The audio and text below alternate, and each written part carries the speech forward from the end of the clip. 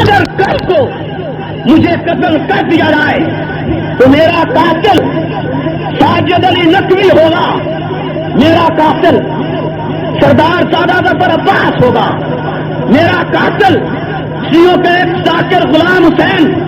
غلام عباس نجفی ہوگا، میرا قاتل آفدہ حسین ہوگی۔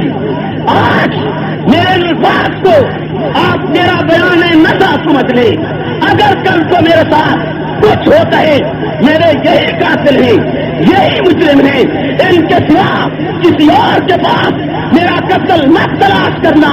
باقی رہی موت کی بات، میں عزم کر چکا ہوں، دنیا مر جاتی ہے، اگر میں مر کے صدیق کے کھاتے لگ جاؤں، اگر میں مر کے سیدہ طیبہ طاہرہ صادقہ مصدقہ منقہ ام المومنین امی عائشہ کے دوپٹے کی آبرو کے کھاتے میں لگ جاؤں تو یہ سودا سستا ہے، مہنگا نہیں ہے۔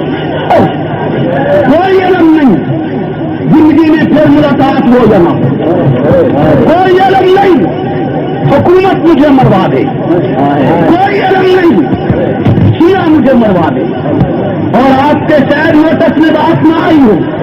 جنگ کے شیعوں نے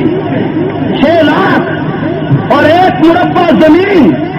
انعام مقرر کیے ہیں کہ جو حکمراز کا سر لائے کوئی علم نہیں مجھے کب ختم کر دیا جائے گا،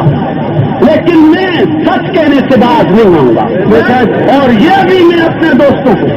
کارکنوں کو کہہ چکا کہ تم نے کسی کو انگلی تک نہیں لگانا، ہم قتل و غارت کے قائل ہوں، ہم فساد کے قائل ہوں۔ میں نے اپنے کارکنوں کو سپاہی صحابہ کے عزیز نوجوانوں کو کہہ دیا کہ تم نے کسی کو میری آنکھ سے بھی ابتدا کرتے ہوئے نہیں دیکھنا، لیکن اگر خدا نہ خواستہ شیعہ مجھے قتل کرا دیتے ہیں تو پھر احسان الہی ظہیر مرحوم کے برسا کی طرح چیختے نہیں رہنا۔ پھر میں نے آج بھی بتا دی ہے 5-4 پاکستان میں شیعوں کے بڑے بڑے ان سب کے سر گرم کر کے چوکوں پہ لٹا دینے اور کہہ دینا ہے کہ آج سنیت کا انتظام ہمیشہ